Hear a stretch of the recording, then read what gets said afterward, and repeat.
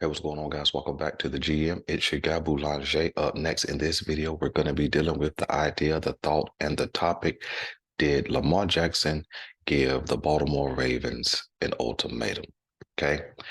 And welcome back, guys. I'm glad to be back. I've been away for about 2 days. Had to take a little reprieve, step back, put the microphone down, put the video down, and just do some things been needing to do.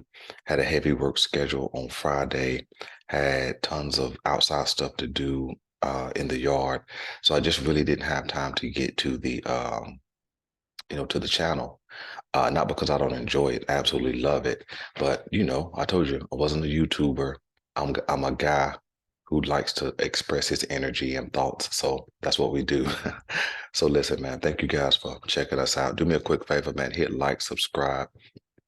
Also hit the notification bell so that you can keep getting alerts when we put up new videos. All right.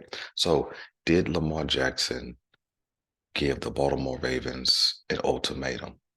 All right. So let's start here. Anytime you hear the idea of an ultimatum, you typically think relationship, right? Whether it's business or personal. It's either if it's business, you're talking to your boss, your leadership, hey, I need a raise or else, right? So it's either do this or I'm out, right? If you think relationship personal, it's marry me or I'm leaving. It's get help for your issues or I'm leaving. So it's kind of an all or nothing scenario, right? And so I'm not sure if it went down, uh, you know, as specific as that for Lamar and the Baltimore Ravens.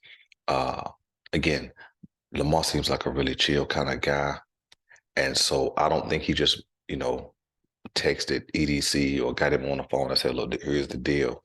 And it could have went down like that, but I don't think that it did. But nevertheless, let's deal with the words that they used was ultimatum.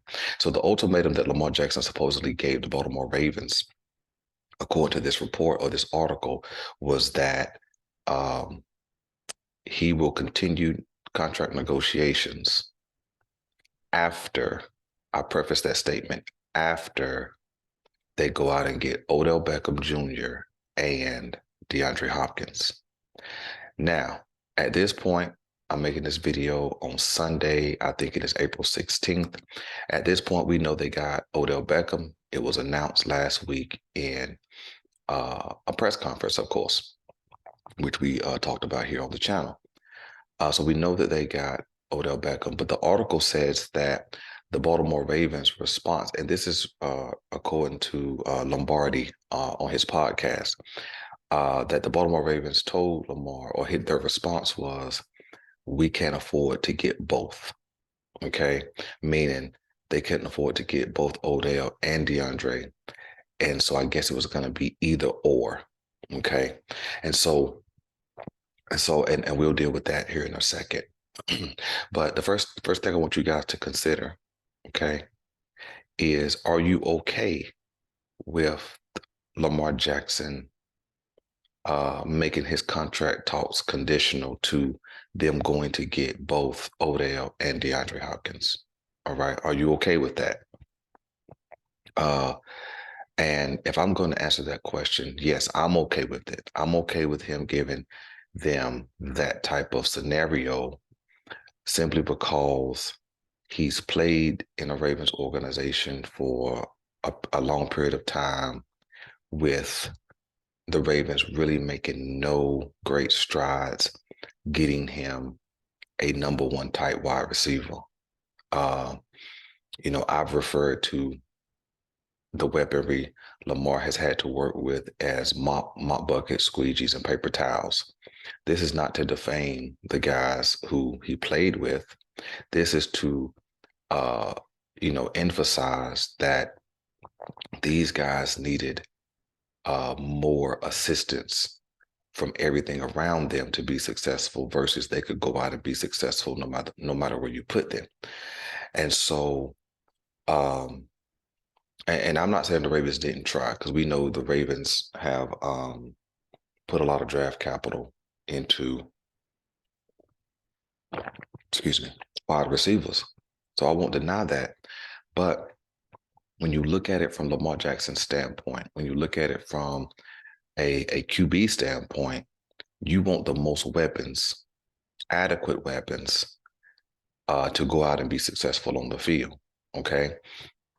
And so if I haven't had that up until this point, then yes, I'm going to ask for more than enough. You understand what I'm saying? I'm going to ask. See, top quarterbacks can make a little noise publicly, such as an Aaron Rodgers, who always was making some noise about, wide receivers, getting wide receiver help or whatever, although he had for about 3-4 years in a row the best wide receiver in the league in Devontae Adams. But Lamar Jackson has never really made any noise about going out and getting him someone. And so I've always said that it's my thought was pay me or pay somebody. So since they hadn't paid me, which is now it's time for that too, but since they hadn't paid Lamar, then go out and get him some help. Well, neither had happened until I guess the signing of Odell Beckham Jr., meaning the most notable wide receiver, that they brought in his era. So I'm totally okay with Lamar making that kind of request. I don't think it's selfish. No, I don't think it's him being a diva. I think it is him looking at the situation he has been in and the situation that he is in and asking for the most help possible. Okay. Considering what he's done and the success he's had thus far in his career. And so I'm okay with it. Like, again, I don't think it went down like do this or else, but if he did make that kind of request, go get Odell and DeAndre Hopkins, I'm totally okay with that. All right. So I want you to answer that in the comment section. Are you guys okay with it if that's what he asked for? Okay. And he made that conditional to contract talks. All right. Wait a minute, let me add one more point to that. You see, because if I make that a condition to me talking contract, meaning I'm going to sign a contract with you to be there, you see, I don't want to play and have a very similar scenario that I've had before, because he's been in a situation where the whole team was injured, 2021. He's been in a situation where every wide receiver went down, 2022. Every wide receiver, I believe, on the Baltimore Ravens spent time, other than DeMarcus Robinson, spent time on IR, right? So he's been in that situation where his weapons went down. And so now, who am I tossing the ball to? So yeah, go get me everything we need to be successful. Okay, so yeah, I'm totally okay with that. Now,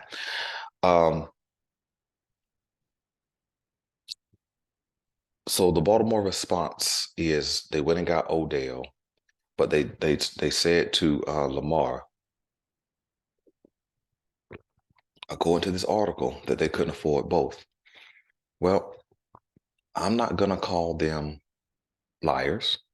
I'm not gonna say that, but I'm gonna say that's a little bit of not being truthful, and I'll talk about why here in a second. But I think that when I looked at DeAndre Hopkins' contract, he has a cap hit of $19 million. Now, with their current cap situation, can they afford that? No, they can't. So I agree with that. And then he has a $10 million prorated salary, which means his total cap number would be $29 million. Okay, now the prorated 10 million probably comes from the signing bonus payout. So that's not a part of that 19 million. So 19 million is what he would actually get paid throughout the year. Okay. And then next year he's owed $14 million with that same $10 million prorated amount. Again, that 10 million is probably part of the signing bonus payout. Okay. So his salary will be $14 million next year. Okay. Now we know, as I've shared before in other videos, before some of the signings that Baltimore Actually, none of the signings make a difference to Baltimore's next year cap space. Baltimore was projected to have $85 million in cap space next year, and all of the signings that they've made are one-year deals. So what that means is that cap number should still be very similar. I didn't look it up before this video, but that cap number should be very similar to what it is now. They didn't sign anybody to any multiple year deals, so that number should still be the same. So they'll have extra cap money next year if they went out and got a guy like a DeAndre Hopkins. So what does that mean for this year? His $19 million salary. Well, we understand that the reason why Arizona wants to get off of DeAndre, one, he's 31 years old. Two, he's had a couple of injury-plagued seasons. Still super productive when he's been on the field, but has a couple of injury-plagued seasons over the last couple of years. And he's still owed 2 years, something like 30 plus million on the contract extension he signed in 2020. So that's why they want to get off of his money and see if they can recoup some draft capital or whatever. And so I understand what Baltimore says about they can't afford him. Okay. Okay. I do get that. But we understand if they made a trade for him, that $19 million cap number can come down real easy. All they would have to do, like a lot of contracts, is bonus him that money, and they could slot him in at $2, $3, $4 million, and they would be fine for this year. So I'm not really tripping about his cap number, and they could even stretch and another reason why DeAndre is tradable, or he's on the trade market, is because he wants an extension, and I think that an extension that pays him a lot more money. And I think that at this point, Hopkins has to realize that he's 31 years old, not 27. Okay. And at 31, you can't really make a big demand for a higher salary because everybody else has got paid. Those guys are younger. AJ Brown got his money. He's younger than Hopkins. Devontae Adams got a new big salary. He's a little younger than Hopkins. Tyreek Hill got a new big salary, but he is a little younger than Hopkins, but he's been more productive than DeAndre Hopkins over the last couple of years. So those guys, got money in accordance to whatever their current play status was, physically healthy and productive on the field as well. And so I don't think he's going to get a big deal from anybody. In fact, the Cardinals may put him on the street, and maybe that's what the Ravens are waiting for the Cardinals to put DeAndre Hopkins on the street, meaning to cut him or release him, because I think they'll save a good bit of money, $15+ million, if they do that. But maybe they're wanting to get some draft compensation for him. I don't really know what they're thinking. I don't get into our Arizona business, but nevertheless, Baltimore said they couldn't afford him. And so as it currently looks, they cannot afford him. But we understand that if Baltimore wants to go get somebody, they'll go get somebody. Let's just be honest. And I think that if I'm Lamar Jackson, I don't back off that stance, and I don't mean you draw a hard line there, but I still want them to go pursue DeAndre Hopkins, whether they say they can afford it or not. And here's why.